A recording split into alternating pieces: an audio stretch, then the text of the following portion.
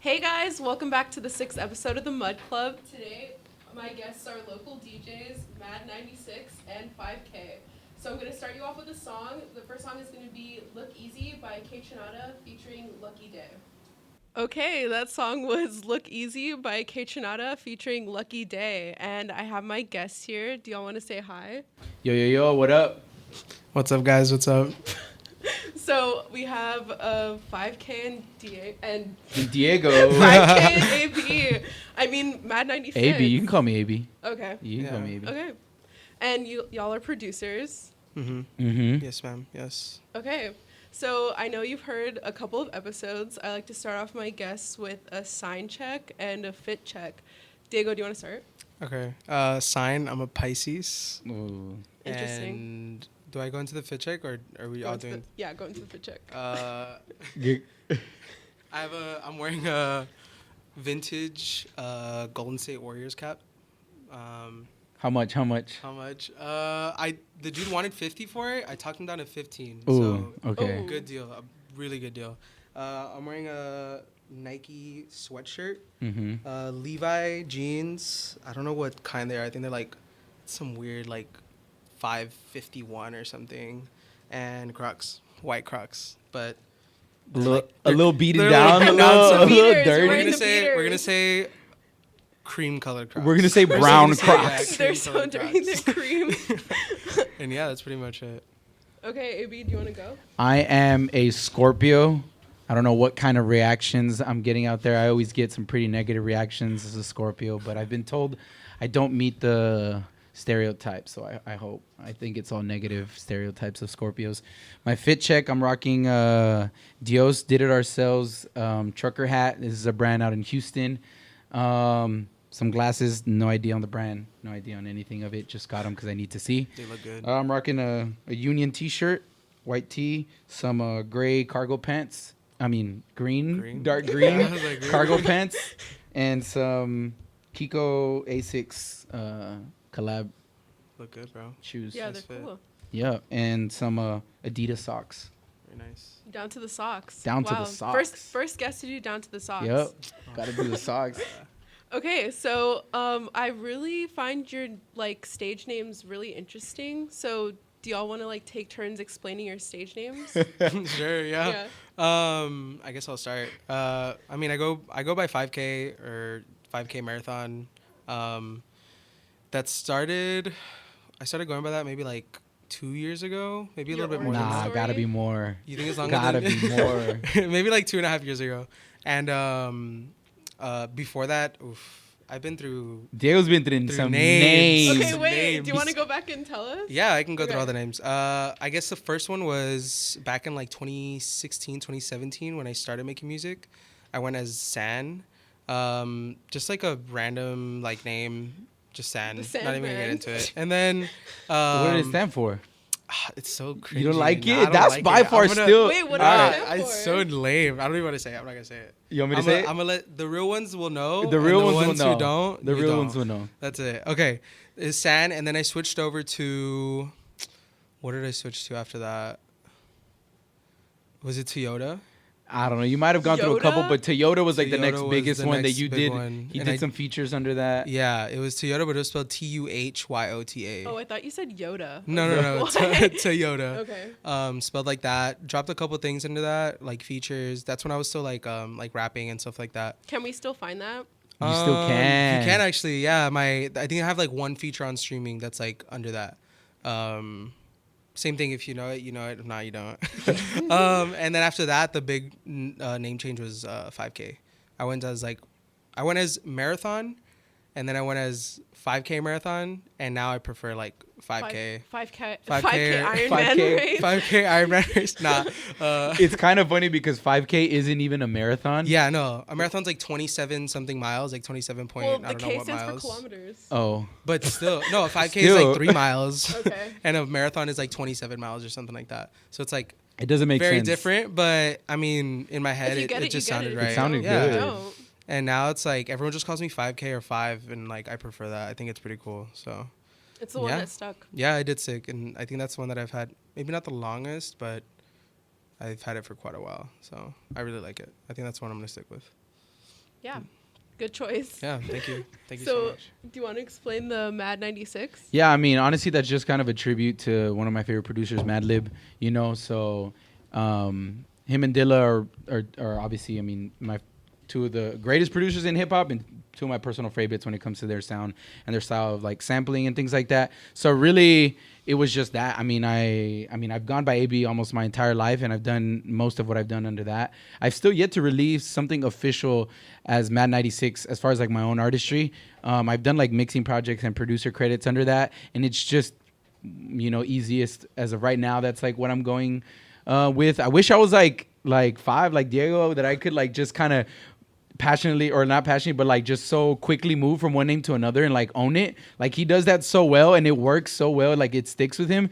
And I can't like commit to a name. I'm still like 1 foot in, 1 foot out with Mad 96. But I mean, what do you think? Should I keep it? I think you should keep it. You like do it? you Me have too, any? bro. Do you have any other like? Did you have some in the I past? have no other options. Nothing else in the So, bag. like this was your first like name that you came up with. Yeah, nothing else. Everything else was like it was just under AB people, you know, and that was it. I mean, it's iconic. Yeah, I mean, I had other names, but I kind of weeded them out in Mad 96. Honestly, it's been under test run for like a year. Like me dropping it with producer credits, putting it on my social media. It's like, do I still rock with it? Like, or do I still feel attached to it like a year or two later? But I mean, up until I drop my first single, I guess I'm gonna have to bite the bullet on it. Yep. Fair. So, you seem like you've been friends for like a long time, right? You seem really comfortable with each other. So, For Yeah. sure. how did y'all meet? We met through some mutuals back in the day. What year was this, bro? I want to say like 2019, maybe. It feels like well, so long ago, but not so long ago. It's not. 2019. 2018. Dude, it was around that time. I don't know that it was really like matters. 2018, 2019. Around, we've known each other for like 4 years, I want to say. Yeah. And yeah, we met each other through some mutuals. So I was making music, and then I heard AB. I had heard the first time I heard about AB was this project he dropped called March 4th in high school. And he can If dive you know, into you that. know. Same yeah, thing. if you know, Same you thing. know. If you If know, not, you don't. If you And know, that's you it. know. We're not gonna talk about it. So he had dropped a project called March 4th back when he was in high school. And so, how old are you? How much older are you than me? Like 3 years? How old are you? I'm 23. I'm 23. I'm 25. I'm 25. So like two, maybe like 3 years sometimes. But let's just say like 2 or 3 years age gap. So I had heard it when I was like a freshman, sophomore in high school or something Yeah, I like was that. like a senior. So And then I started making music like in my junior year, senior year of high school, and I heard about him a long time ago. Found out that we had some mutual friends. Told my friends, "Yo, I want to link up with this dude. Like, I want to just like meet him. Like, even if like nothing comes out of it, like I'm down to just link up because I really did like enjoy the music that he was dropping at the time." And so the meeting happened. and quite literally, the rest is like history. Literally after that. history. Like I remember the first time we met at another friend's house, showed each other some music, and then same day he had something that he needed to go do, and he was like, "I'm gonna go do this, but let's hang out after." And it was like same day, like we hung out. I went over to his place. He showed me his studio and everything, and dude, I think we We jammed made a that day. I'm pretty sure we made a beat for December first that day. night. Yeah, Like That's it was like crazy. that. Yeah, Like crazy. the chemistry, like from the clicked, jump, has always been there. Yeah. From my side, I was going to meet like another friend, and same thing. I mean, the mutuals. I'm literally just saying the other side of the same story, but pretty much, Yeah. I didn't know at all like about like Diego, or at the time the group that he was with. But he pulled up, and I was so surprised. It was a very different sound at the time from at least what I was listening to and the artists that I had worked with. So it kind of like was caught me a little bit off guard, in like the best way possible. And yeah, like literally the chemistry, I mean, was amazing. I mean, from the jump, and ever since then, we've always kind of gravitated, in terms of just like the things that we like, the music specifically that we like, Yeah. and we complement each other really well when we're in the studio. Yeah. And so one thing led to another. We ended up being roommates, and we lived and kind of operated like a home studio in the back of our house back in Mission. Yeah. And I mean, yeah. So Yeah, pretty much since then we've just been working. I mean, even before that, we were working on music together. We dropped a group project under a name called December with a couple other old friends and stuff. And then That was probably both of our last artist stuff. yeah, where we were like On the mic type of thing. Yeah, because now it's like we prioritize producing, engineering. I know AB does a lot of the engineering, mixing and mastering stuff too. So that's kind of the stuff we prioritize after all that. But that was definitely. I mean, we'll like play I said, some of we've that been, stuff. We got some stuff that we're gonna play with some artists that we worked with. Yeah, like I said, we've been working on like stuff for quite a long time. So I think all the 4 years that we've known each other, we've been working on projects together. So. Okay, so that's a really interesting story. Waiting for the biopic. The biopic soon. Netflix. So, I'm gonna introduce the next song. It's "Many Times" by Dijon. Diego, do you want to talk about why you chose that song? So this song, when was the first time I heard this? First time I heard this, Dijon had posted something on Twitter, and it was the live version of this. If you guys haven't seen the live version of this, please go look it up. Crazy. Go check it out on YouTube. He had posted a clip of it on his Twitter before he dropped it. And I was like, so I had heard Dijon before this, but when I heard this, I was like, wow, this is, I mean, it was just so different compared to the things he was dropping before. And it just like, since then, it just stuck with me. And when he dropped it on the album version, in my opinion, still isn't as good as the live version, but it's still not as like, it's not like bad at all by no means. I still think it's like one of my favorite songs to listen to right now. It's been on repeat. So yeah, and it's just a good song. I mean, yeah, one of my favorites, honestly, for real. From the album. Mm-hmm. So this is "Many Times" by Dijon. Okay, we're back. That was "Many Times" by Dijon. So, since y'all are like really, really talented, like with producing and everything, and I know that you both play like instruments. So I wanted to like ask, like, when did you get started with that, and like how did you get introduced into DJing and like playing instruments? Shoot, I mean, I started playing music through the church, like a lot of, music. Well, I mean, yeah. No, a lot of people. Yeah, I feel like quite a bit of people start in the church. Maybe that's just what's around me. But I started in the church like as a kid, like maybe 8 years old. My parents are pastors at a church, and really it was just kind of small church vibes. Like there was nobody to play music. There was nobody, and so. He asked me and my brother to kind of just help out a little bit. My brother jumped on the drums and I jumped on the bass. The thing, there's pictures of it where it's like bigger than me. I mean, I was small. I was 8. Yeah. So yeah, I started there, and then around 13, 14 moved over to the guitar, and then like at 15 really started to like fall in love with it. Started to like I mean,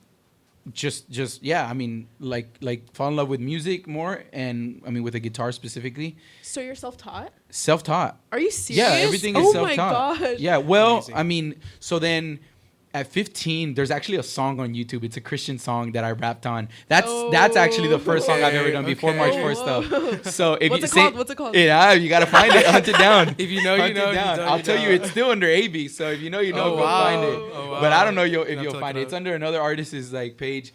And I went over to their house, and they had like a home studio set up similar to what you would imagine, just like a bedroom studio. And I was like, what is this? Like, he had GarageBand just loaded up, and he was like making music. And I was like, this is the first time, I mean, growing up in the Valley, like, I mean, just also in a traditional home, I didn't really know much about recording or anything, like much about producing. So around the age of like 15, 16 is when I first get introduced to it, and something in me just like woke up, and I really started to like become passionate about it. Around that time, like around my sophomore year in college, I decided I wanted to go to school for like music production. And I mean, long story short, I end up in Kansas City, and their music program is like closed down, the university that I was going to go to. So I was like, I knew some music that I was coming out of a church locally there. I was like, that I liked. And I was like, well, who was like cutting all these records? Like, who's responsible? They're like, bro, it's this studio across the street. So I get in touch with JTL, which Diego also did their apprenticeship. Like, shouts out JTL one time. And so I do their apprenticeship, internship, and I can quite literally credit that moment, that year or two of my life when I was like, I guess at the time, what's a freshman year in college, like 18, 19 years old? 18, 19, 20 is like when my learning curve was like the biggest, because it was like from not even knowing how to really operate Pro Tools, like barely being able to record, to like quite literally understanding the fundamentals of recording, producing, like even just understanding the differences between mixing and mastering. Like, I'm telling you, at 18 and 19, 20, like, is when I first. So I got in late, like, late. So if you're out there, like, any younger than 18, 19, I mean, or even older, it really doesn't matter. Like, I got in late, but all that to say, from the past few years is really when I started to kind of start to dive down the deep end of, like, production and things like that. And then DJing just came short after as a fan of music, as a fan, like, of, like, you know, because again, before producing and before being a musician, I just enjoyed music. And so as a DJ, I really just loved playing some of my favorite songs, and, like, you know, so that's where it kind of happened for me. I've only been DJing like the past 2 years? Yeah. Right? That's Same thing. Me and Diego started crazy. DJing around the same time. We just like, together. yeah, it was fun. No, I remember one time I saw you all like jamming out. Like it was a jam session with Mickey, like during the summer. Yeah. Oh, yeah. I saw that and I was like, whoa, like I like it was like completely random. Like it was a jam session. Like it started from nothing, and then like just seeing them like working together and how well they work together, I was like, y'all must have gone to lessons or like whatever. That's why I had to ask you. I was like, whoa, because I remember AB was like switching from the guitar to like the piano to the whatever, and then bass and stuff, and then Diego was like switching from the drums to like what else were you doing? You were like The tambourine. yeah, the no, it was bong. crazy. So like the only instrument I know how to play is like drums, but I mean I'm pretty sure you were on the bongos. I can. Oh yeah, Probably. yeah, percussion. Yeah. Percussion. You know, any kind of like percussion. So instrument I any can rock song with. that you've heard, like mine and 5K's name attached to, like most of the drum section has always been him. Like other stuff, like he's produced entire songs, but for sure, like when I met him, I stopped doing drums, which kind of sucks because I love doing drums, but I mean, he just has a sense of rhythm that like, No, I mean, it's just crazy. effortless, you know, and like sound selection was also really important. So once after I met him, it's just like, all right, he takes over drums, kind of like, it's like, Yeah, it's just like it just kind of, like I said, like that's the only instrument I know, the first instrument I learned, and it's like You were in it's just band, always right? Yeah, that's how. So band is how I started with. I guess that was my introduction to like playing instruments and stuff. But I didn't start. I started taking drum lessons in maybe like 6th grade, and around the same time I started band. But I was playing like clarinet and stuff like that. So Yo. yeah, Bring kinda, the clarinet. Yeah, in. I'm trying to Bring get the clarinet in. So I learned clarinet, went to middle school, still played bass clarinet, and then I got to high school, switched high schools, or switched districts and stuff. Lied to them, told them that I had been percussion like the last 3 years, and then No, exactly. That's how it starts. Yeah. And then like I You just manifested. played, exactly. For and sure. then but since I had been playing drums for like 3 years, so it was Come on, like, drumline. So yeah, I joined the drum line, did that, and did percussion like almost all 4 years of high school. And so band was like my introduction to music. But then I think like junior year, I got introduced to like the producing and like recording side of music through an old friend of mine. Like he had a recording studio or like a home recording setup, super simple, like the computer, the mic, the speakers, and got introduced like that. He just like went over one day. He had all this stuff set up, and I was like, "Well, this is like, dude, this is kind of cool." Like I didn't know it was just like this. Like people were doing it like this. So how old were you at that time? I was probably 17, 18, around that age. And yeah, I got introduced to that, and I was like, dude, I want to do this too. So got the whole setup, got my mom to help me out, and she helped me with some of this, you know, to get the setup and everything, and started recording like that, you know, met a bunch of cool people, started throwing like house shows in Edinburgh. For sure. Yeah, I was throwing like punk shows and like stuff like that with Punk. some other friends, and it was like punk shows with like rappers and stuff like that too. So I was doing that in high school too, and yeah, I got introduced to a ton of artists from down here, from like everywhere, other places in Texas too. And yeah, that was like my introduction to that. And then same thing with like DJing. Me and AB started like around, I want to say 2 years ago during the pandemic, right? Yeah, like, It was like- whoa, right before? Right before the pandemic. Because Yeah. we definitely threw a big Yeah, old we house threw party. I don't think we would have Yeah, done that through I the know. pandemic. So it was like maybe a few months before the pandemic that we started DJing. And then yeah. Yeah, it was like Just to go December of I the remember like the that. year. Yeah, 'cause so we did going that into New the Year's new party. year. Yeah, we did that. It was giant so New Year's March party. is when it all went down or something. Speaking of DJing together, I know you guys have like a side project. It's called La Mano, right? For sure. Yes, yeah. That's Yeah. just like a same thing, like DJ Just a- side project. Yeah. Whenever we DJ together, which we really only done one show Yeah. officially under that name at Tropicasa. Shout out Tropicasa, Flacucho one time. Yep. So yeah, I mean, it's just a Yeah, it's passion just thing on the another side. like an alias. Because I mean, we DJ together a lot, so it was just like I think we need to come up with a name that we can both go Where did under. where did that name come from? Like, why La Mano? That's honestly that was all AB pretty much, right? It Was that? I think it was just La Loteria. I think we Yeah, were just going Loteria through name. stuff and that came around. I think I wanted something in Spanish, Yeah. and Oh, but and- the meaning is cool too though, or like it's kind of like a double entendre. 'Cause well, it's yeah, like- I mean, because there's like it was like a bunch of phrases with like la mano de Yeah.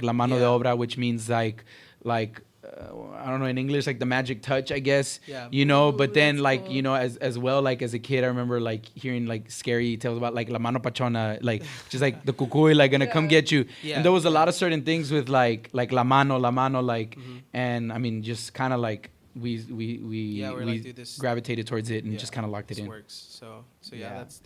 that's like our DJ alias whenever we're DJing together.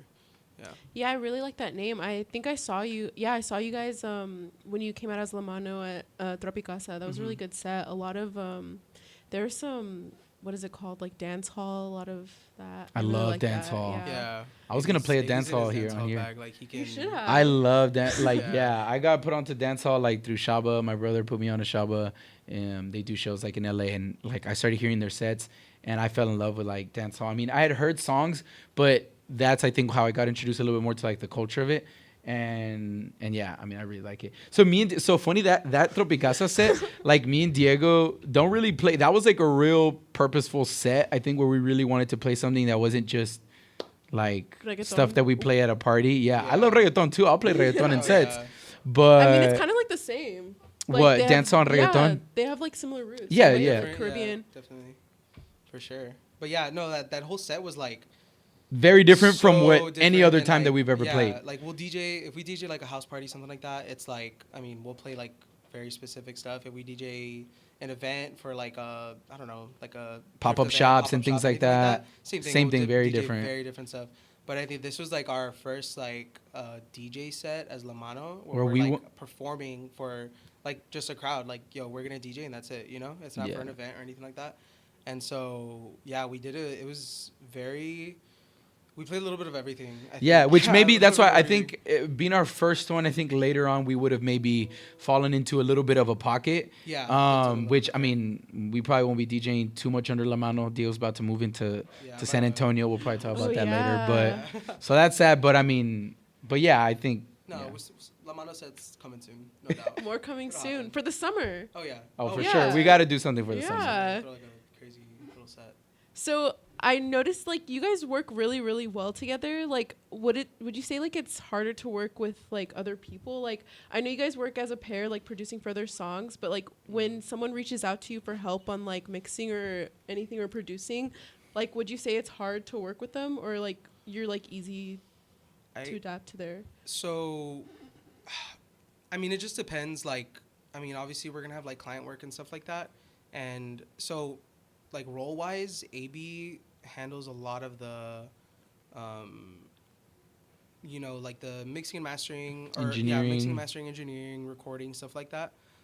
As well as the production side too, but whenever it comes to that, like if an artist needs production and recording or anything like that, he's the one that's gonna be handling like most of that. He's just like so much better at it, so much faster at it too, and so he handles a lot of that. If we're gonna work together on something like for a client or something like that, or just like an artist like passion project, anything like that, me and him we usually do a lot of the production together, and then like I said, he handles a lot of the back end stuff, kind of mixing, Yeah. recording, editing, stuff like that. So yeah, but I think we work super well together, and also on our own too. Like I've done a lot of projects with, some artists, and I've done them alone, and it's always worked out pretty well. Like as far as like production goes and stuff like that.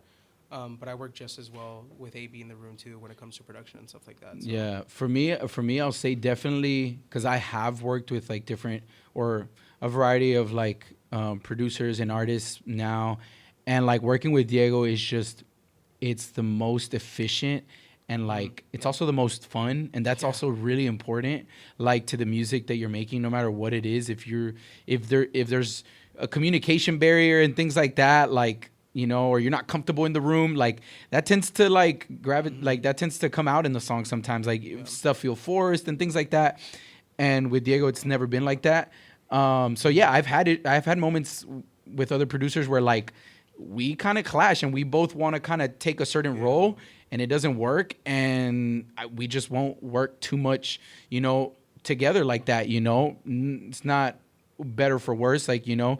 But I think with Diego, what's really good about it is like he'll let me kind of take control for whatever I want to, because I can tend to like want to be a perfectionist and like micromanage certain things. And when I hit a brick wall, like he's just like ready to be like, all right, I'll come in here, and he kind of can just get me out of a funk or things like that. And he just kind of like will take over, and then I can also know when to step back and be like, you're doing like a better job at executing this idea. So I'll just take, you know, I put my ego aside and I just take a step back. And if he takes over from then on, like, you know, it'll just be back and forth, and we know how to let go pretty easily. And I think that's what's really important about working together. Yeah, and that's like, it's so hard to find that whenever we're working with like other producers and stuff like that, is like throwing ego like out the room. For sure. Like, you know, with AB, it's always been, you know, I know what he's strong at, he knows what I'm strong at, and we both just besties.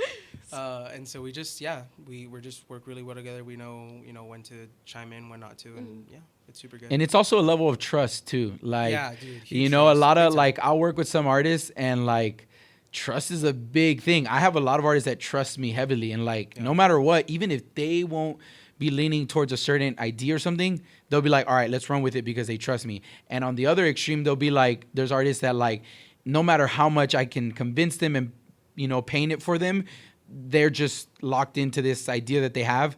And so a lot of it working with anybody, but with Diego, is that we trust each other a lot.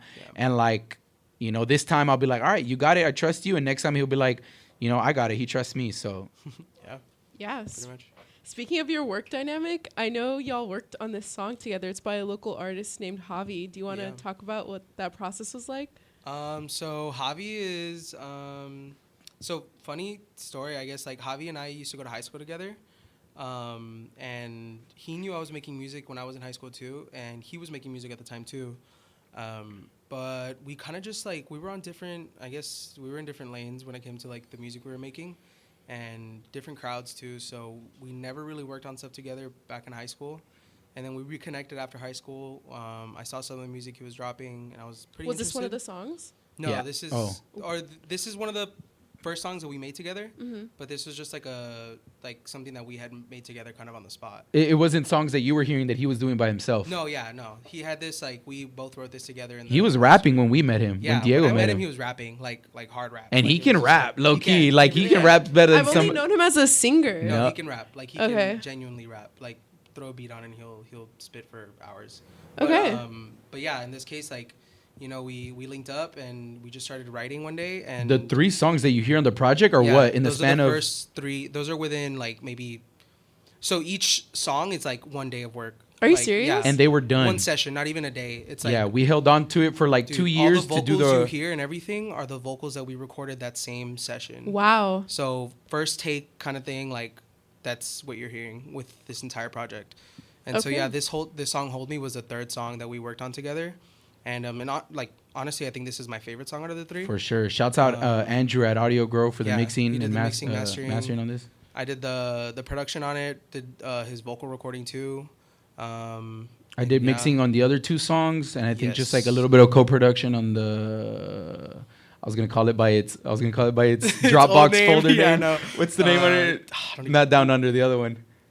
I don't even know. How can I not think of the? Anyways, the second song on the project, some co-production on that, and then we held on to it. Shouts out Javi, talking about trust. Dude, he trusted us, and we waited 2 years for the rollout on this to drop this. Wow. Shouts out No Forma and Carlos Cruz there, and Marcus did all the rollout for this project, and dude. So 2 years later, this finally saw the light of day. Yeah, I remember when this came out, y'all were promoting it. Like, I really like the cover and how it looks. So, Yeah, this is Hold Me by Javi. Okay, we're back. The songs you just heard were Hold Me by Javi and Golden by Jill Scott. I love that song by Jill Scott. It reminds me of the summer. And I don't know if you all have seen that movie, Beauty Shop with Queen Latifah. But the movie opens up with that song, and it's like it's in Atlanta, and like it's like a shot of the whole city, and it's like, no, it's a good one. Good. But yeah, I wanted to ask you guys. So who are you listening to? Like you guys keep up on the trends, like your producers. The like, trends. Who are you listening to right now? Like who do you think is up next? What genre? Or anything? Nah, you can start. I'm not listening to anything, bro. I mean, right now I have like maybe a couple artists that are just like on repeat. One of them is Bash for the World. Just like this artist out of Texas. I'm not too sure exactly what city.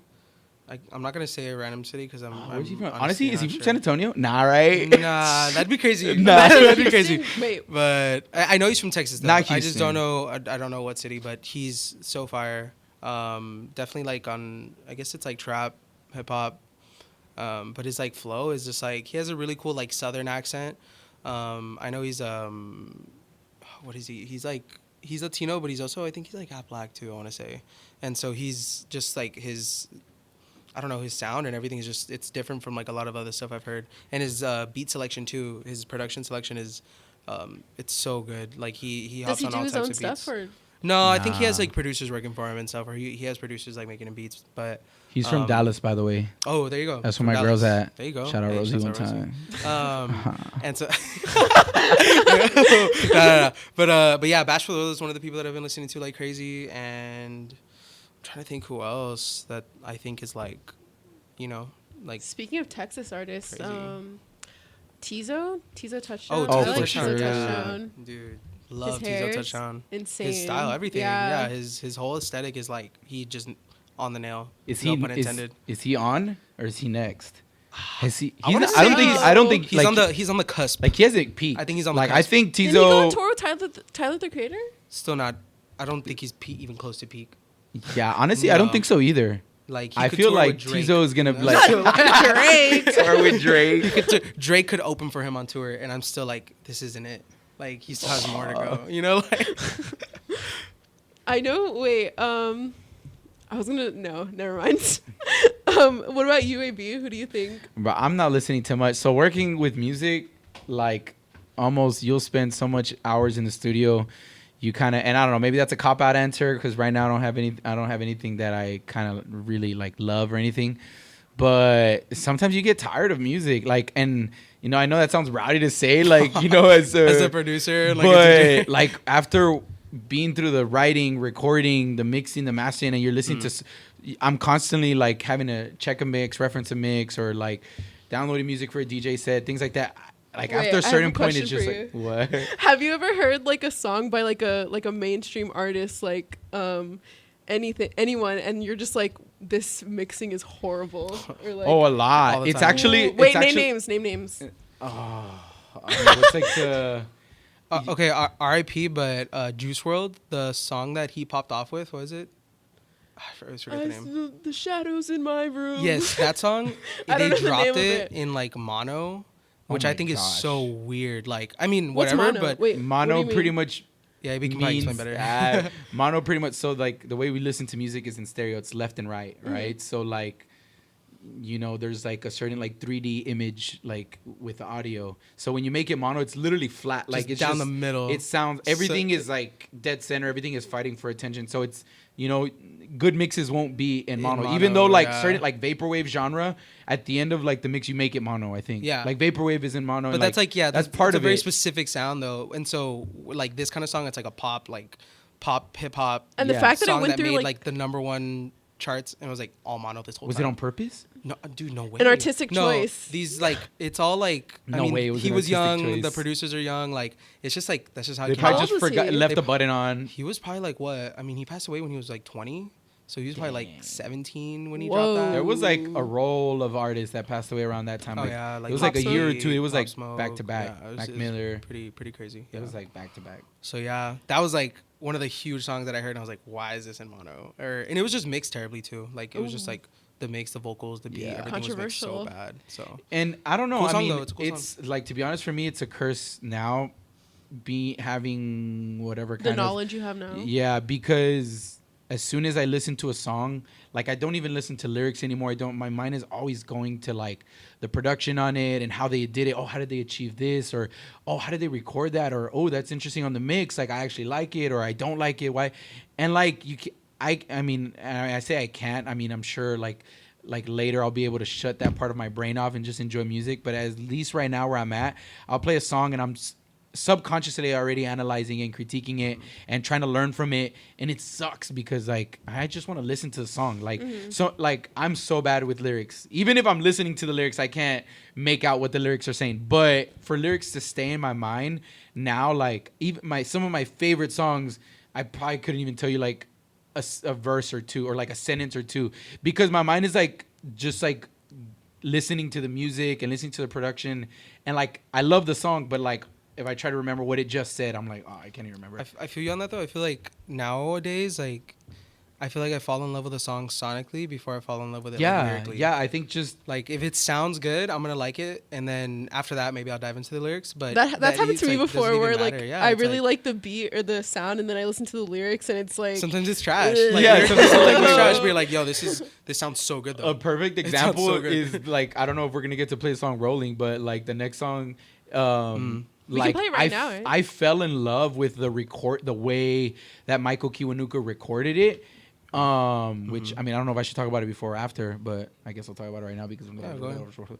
Oh. You already brought it up. You already brought it up. the song kind of reminds me of Getting What? Ready by the Temptations. That song where it's like So, or yeah, like I it didn't- reminds me of I don't know. It's like do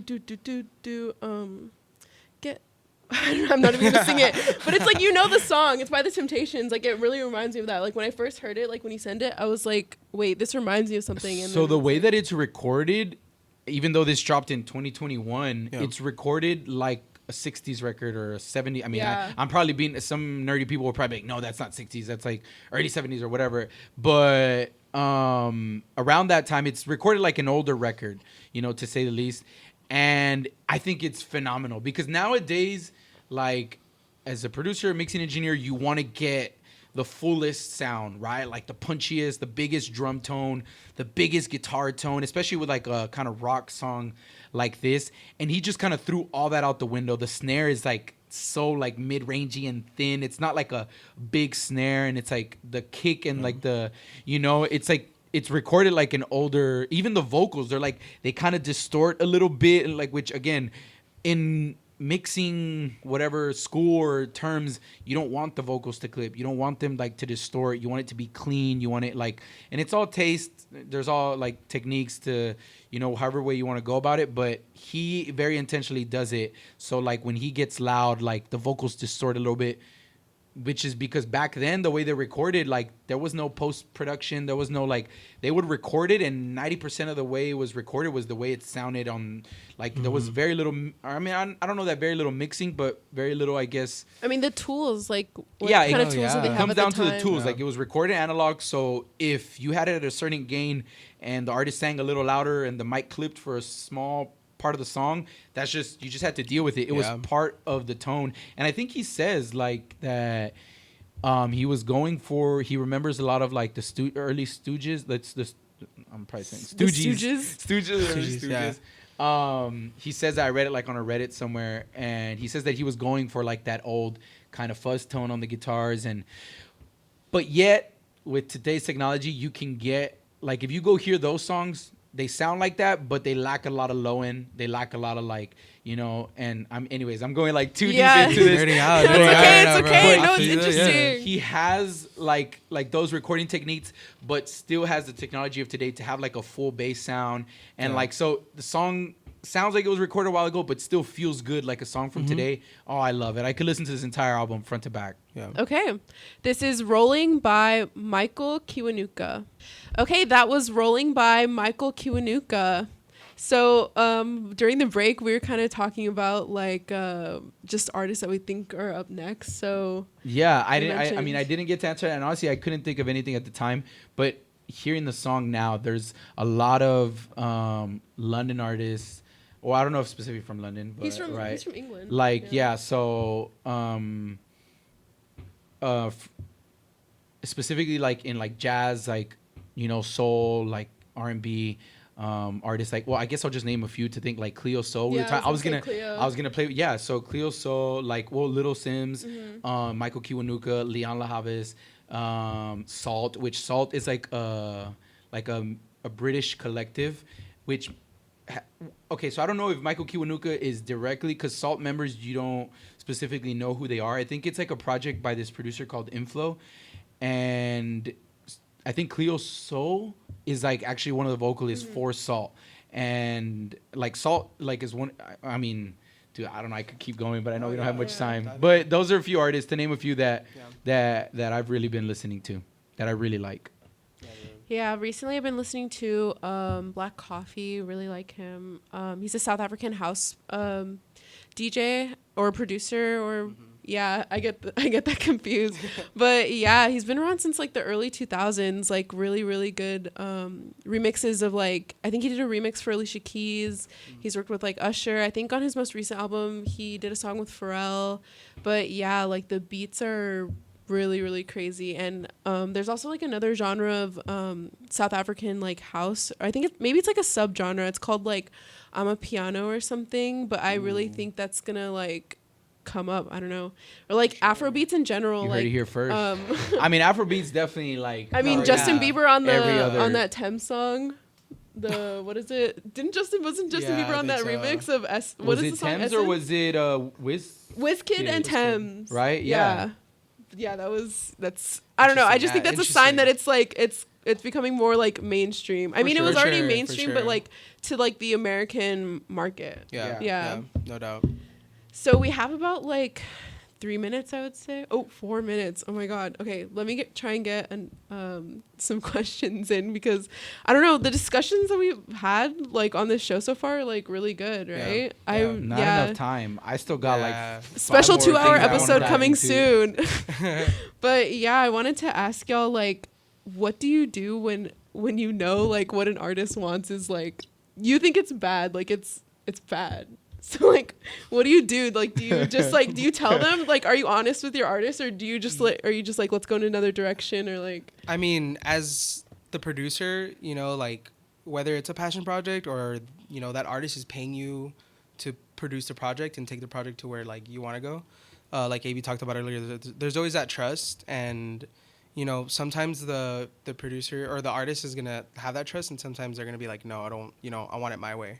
So I guess like, you can only do so much, like if you want to push it one direction as much as you want, but the person's not budging. Yeah. I mean, at the end of the day, they're the ones, they're the artists, and what they want, they're gonna get. So I think for me, it's like, I mean, I don't really tell anybody that I'm a producer. Like, you don't see it on my bio. You don't. I mean, maybe now you see a little bit more stuff than before. So all the work. Yeah, I mean, all the work that has come to me has been like word of mouth. So it's been like people who have recommended, like, yo, like you should go with him, like, and so there's a certain level of trust that comes with that recommendation, where it's like, if you're coming to work with me, it's because you want to work with me. And I mean, there's give and take, but for the most part, like the artists that I work with, they give me a lot of creative control and a lot of freedom to be able to like kind of make that call. And speaking of the artists that you're working with, we have another song, Heral. Yeah. He's a local artist, right? And you guys have worked with him. Speaking of like word of mouth, I was working with one artist and I met Heral. Like he was working with one of the artists I was working with at HEB, and just said like, hey, you should go to AB. And at first it was just like a paid project. He came in, it was like a weekend thing, like a 1-day, 2-day thing. Recorded a song, wasn't much. Did a couple more, kept coming back. And then Al Tiro, which is the song you're about to hear. This isn't even one. Going back to a mix, like I actually don't like the mix on this song. Me and Andrew co-mixed this.